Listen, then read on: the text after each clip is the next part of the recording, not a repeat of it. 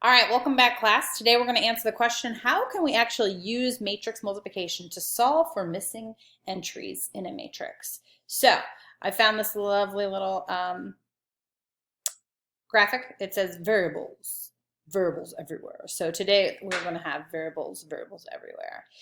Before we start our lesson, I'm going to introduce, I have a little guest student today. My son Sam is here. You want to say hi? Hi. Hi. You want to say hi, Lily, too, because I know you're in the room. Hi. Sam's going to be my guest student because it's kind of nice to have feedback. Now, Sam, before we begin, have you ever seen this before? No.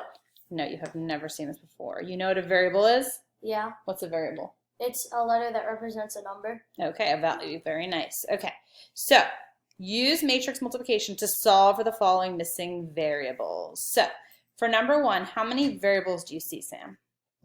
2. Which ones? X and Y. Okay, so these are matrices, okay? This is matrix multiplication because if there's no sign, no adding, no subtracting, no division sign, no sign, it always is assumed to be multiplying because if two things are touching, it's multiplying. Kind of think like the distributive property. Did you ever learn the distributive property? Yeah. Yes, you have. Okay, so there's like a little dot here that's saying multiply him times him. This is the result, okay? That happens with variables too, like X with the 2 next to it, so, Okay, I love you. I'm cutting you off. All right, so in matrix multiplication, you use the rows from the first guy. So this is a row. 2 and X are in row 1. And row 2 will be 4 and Y. You with me? Yeah. Okay. In matrix 2, I'm going to look at it from its column point of view. So 2 and 6 are in column 1. And in column 2, 2 and 3 are. All right? So let's talk about X. X is right here. What row is X in? It's in row 1. Okay, X is in row 1. So when I think about X, it is in row 1. So that's important to me because I'm going to use row 1, which means I'm going to make something with 16 or 10. So at this point, I could look at row 1, column 1, which if I looked at row 1, column 1,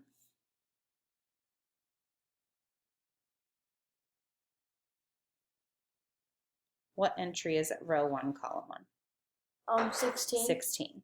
Or I could look at row 1, column 2. Row 1, column 2 would be what entry?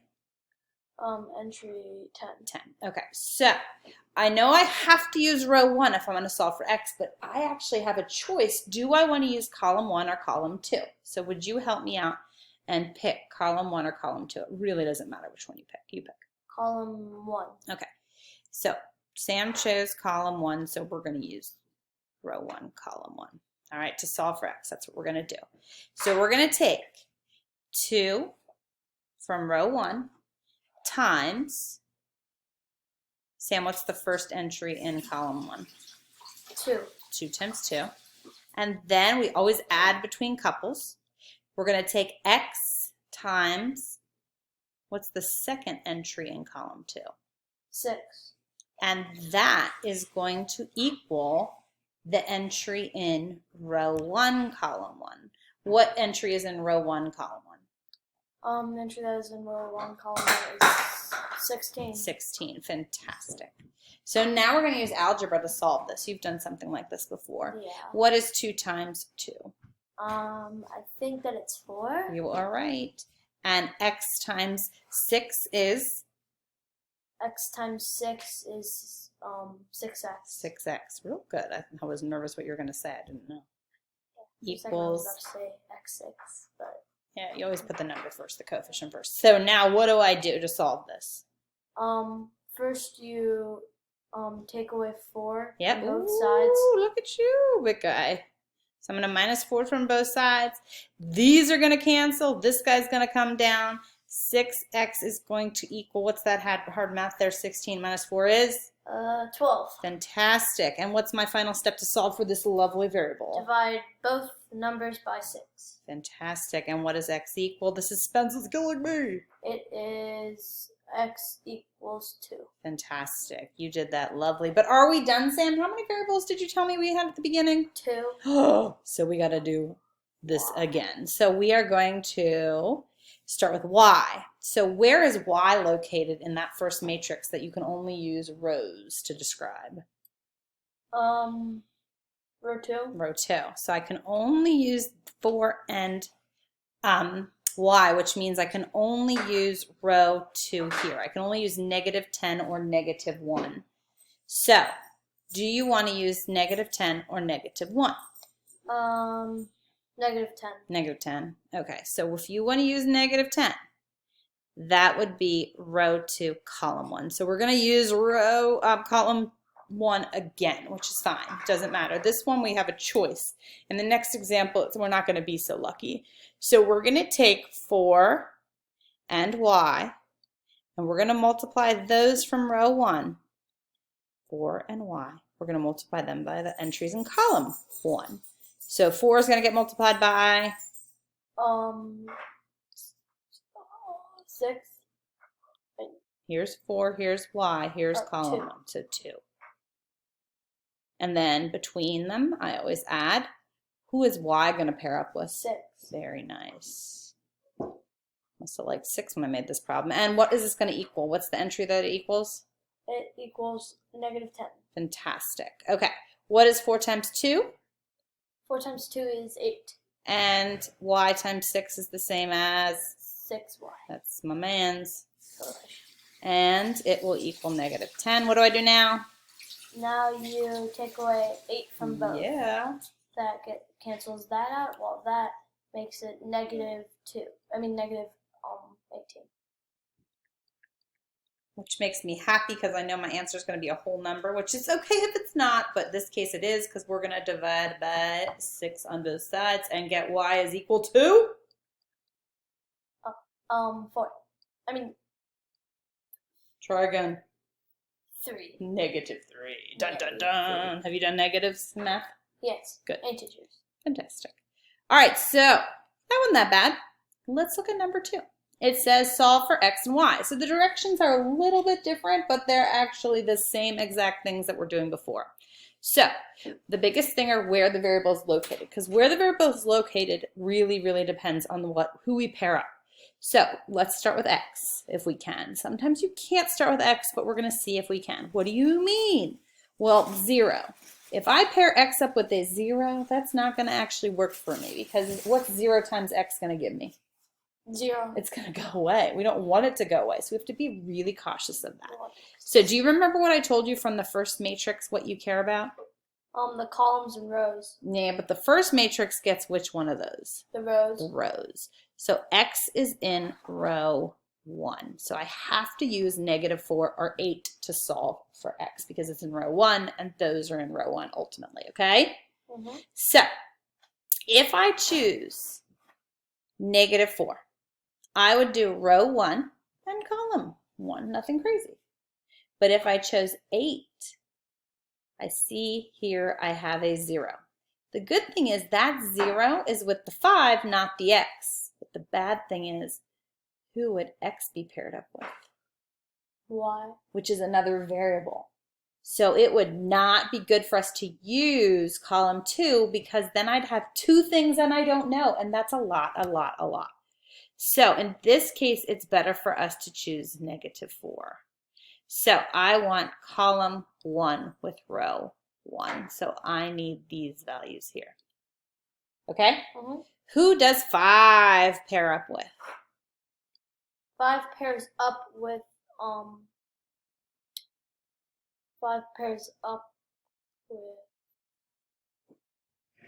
1.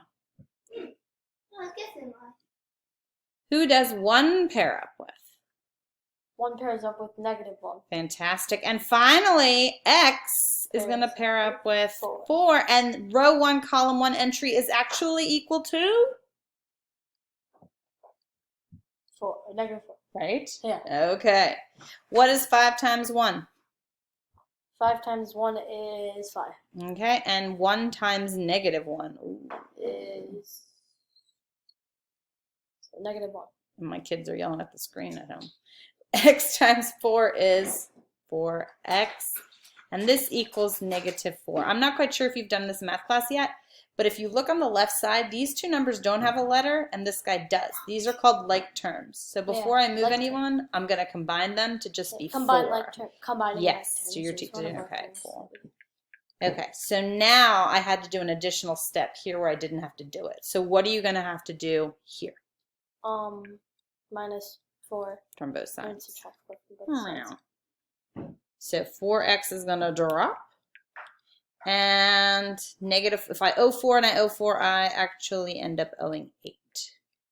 Divide by 4, divide by 4. What is x going to equal?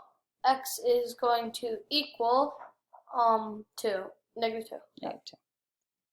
All right, my friends, x is done. Now we have to find y. We're not done because we have 2 variables. This is the last one, though, okay? Mm-hmm. All right, y is here in column 2. So I need to either be using 8 or negative 6. If I use 8, that means I would do row 1, column 2. So here's column 2, and here's row 1. Oh, x is in there. But that's not too bad because I already know what x is. I already solved for it. Now, could I use negative 6? Where is negative 6 located? It's in row 2, column 2. So look, there's something wrong with row 2. Where do you notice where y would pair up with? 0. It has a 0. So it is not good for us to use negative 6 here because that 0 would get rid of y. So I have to use 8. Sometimes you'll try these and you'll hit the dead end and you will have to start over again if that happens. If you can visualize it ahead of time, it's kind of nice. Okay, so I am going to use row 1, these values here, with column 2 and set that up with 8. So 5 gets paired with? 5 gets paired with 4. I mean 0. Still 0. 1 gets paired with? Negative 3. Oh. What does 1 get paired with? Oh, 2. And you probably have the attention span here that's not working for me. And x gets paired with y. But again, that's not nerve-wracking because we already know what's x. It is negative 2. Which we'll plug that in a minute. That's called, what's that called, remember? Substitution. There's my man's. And that equals 8. You didn't know that? I did that on one of my palettes. 5 times 0, those cancel out because they become 0. 1 times 2 is 2.